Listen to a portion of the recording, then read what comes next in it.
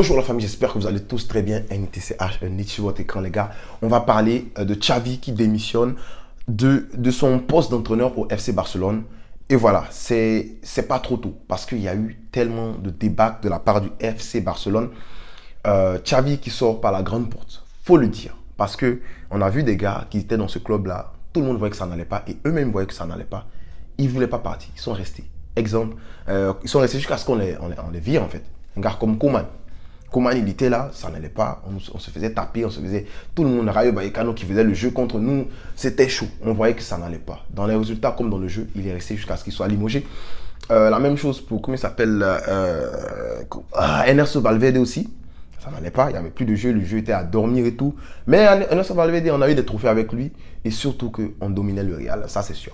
Mais il est resté jusqu'à ce que on le limoge.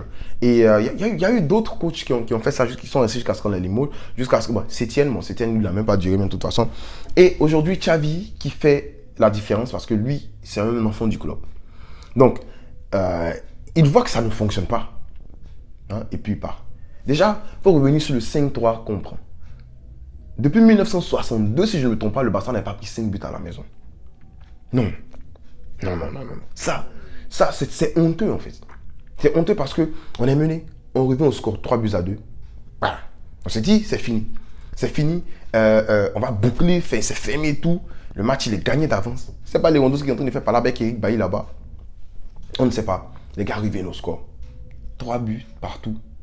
4 buts à 3. 5 buts à 3. Et Xavi lui-même, il a dit, il ne sait pas comment expliquer ça. Et il a été honnête avec nous. Xavi a dit que l'équipe, mentalement, l'équipe est à terre. L'énergie est mauvaise. Il ne sait pas quoi faire. Donc, par respect pour lui, en fait, il faut respecter l'homme qui voit ses erreurs. Il faut respecter l'homme qui sait que, ici, là, je ne peux rien faire. Qui connaît ses limites et puis qui décide de partir. Ce n'est pas donné à tout le monde.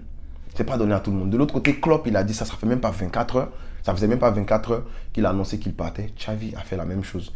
J'ai que du respect pour ce genre de personnes-là. Donc, sa légende n'est pas entachée. Parce qu'il est une très grande légende au Barça. Il est venu en tant que coach, ça n'a pas fonctionné. Je trouve juste que c'est dommage qu'il vienne quand il n'a pas d'expérience. C'était dommage qu'il vienne qu'il n'a pas d'expérience européenne. Il est venu, bon, on a eu un petit glimpse, on a eu une petite étincelle de ce qu'il voulait faire. Ça a fonctionné un moment jusqu'à ce que ça ne fonctionne plus. Et là, voilà. Moi, je l'ai dit, le débrief précédent, lorsqu'on perd, j'ai dit, quand Xavi nous dit que c'est le début d'une nouvelle ère et tout, j'y crois pas. De quoi il parle? Vous avez vu comment j'ai dézingué? De quoi il parle?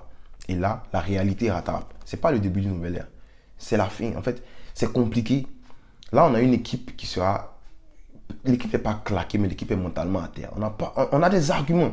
On a de très bons arguments. On a Pedri, on a Gavi, qui est l'âme de ce club-là actuellement, l'âme de cette équipe-là. On a des arguments. On a un très bon joueur, Félix, actuellement. Un gars qui ne joue pas. Hein? On a Frenkie de Jong. On a de bons joueurs. On a des arguments pour essayer d'inquiéter de grands clubs. D'autres grands clubs, parce qu'on est aussi un grand club. Mais l'équipe, là, elle est à terre mentalement. C'est ça le problème. Et Xavi qui dit qu'il veut le meilleur pour ce club-là, du coup, il pense que la meilleure des choses, c'est qu'il parte. Franchement, quand je lis ça, là, je ne peux qu'avoir des émotions positives pour lui parce que, voilà, comme je dit, on en a vu des gars qui n'étaient pas prêts à partir. Et il sait que ça ne va pas. Nous tous, là, on sait que ça ne va pas. Déjà, hier, qu'on a perdu 5-3, là. Vous savez, j'ai partagé, ceux qui m'ont mon WhatsApp, j'ai partagé une audio de l'un de mes potes, là. À chaque fois qu'il y a un problème, il dit, mais Xavi. Pourtant, c'était un gars qui était un très grand fan de Xavi. Mais tout le monde a perdu la confiance en Xavi. Voilà, même je pense que même le vestiaire n'a plus confiance en Xavi tactiquement. Je pense qu'en tant que meneur d'hommes, ils sont toujours derrière leur coach. On a vu Gavi qui vient de poster qu'on est derrière toi, mister, voilà, un coach. Mais voilà, il a dit qu'il ne sait plus quoi faire. Donc, Xavi, voilà. Il y a eu une réunion, si je ne me trompe pas. Et lors de la réunion, Laporte a réitéré sa confiance en Xavi et tout. Mais Xavi a dit qu'il ne peut plus. Donc, pareil que les joueurs même n'étaient même pas au courant de ça. Ils ont été mis au courant lorsqu'ils étaient en train de rentrer chez eux. Après que Xavi ait dit que ce soit sorti dans la presse. Donc, Xavi va parler aux joueurs avant l'entraînement, mais il ne savait pas. Donc, c'est une décision qu'il a prise là, comme ça, avec son équipe. Il a dit, bon, les gars, ça ne fonctionne pas, on va partir. Xavi dit, nous avons eu une rencontre très humaine et très étroite avec le président. Ils me font totalement confiance, mais c'est le moment. Je suis touché par mon cœur et je pense que c'est le meilleur. Xavi qui dit que ça lui fait mal en fait. Ça lui fait mal en fait ce qui est en train de se passer. Il aime tellement le Barça qu'il n'aime pas voir le Barça comme ça. Et voilà. Il a aussi dézingué la presse. Hein. il a dit que il n'y aura jamais. La presse lui avait demandé est-ce qu'il sera le Sir Alex Ferguson du Barça, c'est-à-dire prendre le club dans la dérive et tout, et puis rester une vingtaine d'années au club, et puis voilà. Il a dit à la presse que vous aviez demandé ça. Je vous dis qu'il n'y aura jamais le Sir Alex Ferguson à cause de vous. Et c'est vrai parce que la pression médiatique qu'il y a au Barça, je peux même dire en Espagne, c'est ignoble en fait. C'est beaucoup les gars, même mais c'est compliqué. Le gars dit qu'il veut retourner avec sa famille, il veut la pression et tout. Et c'est normal. C'est normal parce qu'en Angleterre, déjà, ils ont l'argent. Et la pression médiatique, c'est moindre. Combien de saisons de Guardiola il a fait au Barça? Il a fait 4 saisons au Barça. Mais en Angleterre, le gars, il est là-bas, ça fait longtemps. Il va rester encore. Il est à l'aise. Donc déjà, les conditions sont différentes. C'est pour ça que Klopp venir au Barça, ça va être chaud parce que au Barça, il n'y a pas les mêmes conditions économiques. Et deux, la pression médiatique, là, c'est chaud. Donc, bon, Klopp, on le connaît en conférence de presse, il sait désinguer les morts aussi.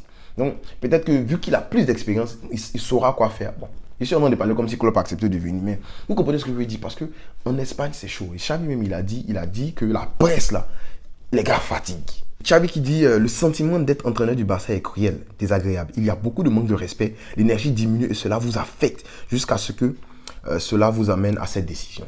Waouh! Waouh! Entraîner le Barça, c'est dur. C'est très dur. C'est compliqué. Parce que on attend ça de vous. Mais on vous traite comme ça. Surtout, je parle de la presse. Hein.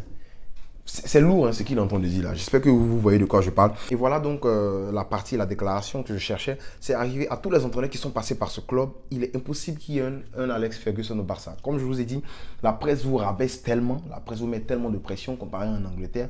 Et économiquement parlant aussi, c'est très compliqué. Alors, qui pour remplacer Xavi? J'ai déjà parlé de ça. En ce moment, le club pense que Rafa Marquez ne serait pas une bonne option. Le club ne veut pas encore repartir dans cette affaire de...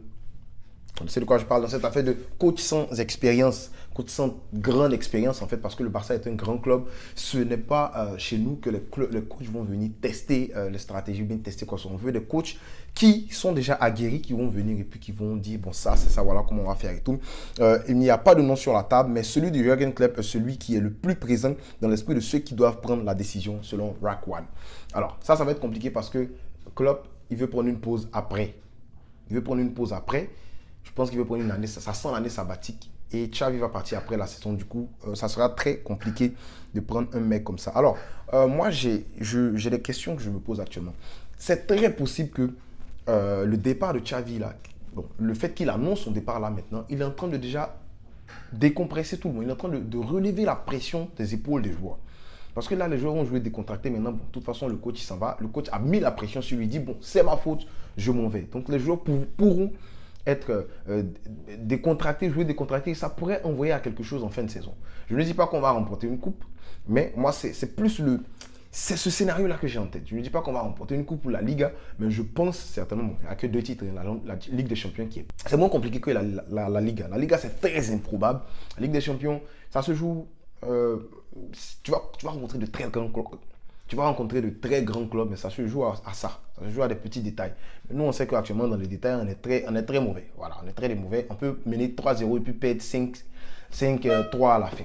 Donc voilà. Toi, dis-moi en commentaire, qu'est-ce que tu penses de ça? Est-ce que tu penses que, comme je le pense, ça va relever la pression des joueurs actuellement, des joueurs jusqu'à la fin de la saison? Mais est-ce que tu penses que déjà, voilà, il n'y a rien à faire, le Barça est fichu jusqu'à la saison prochaine?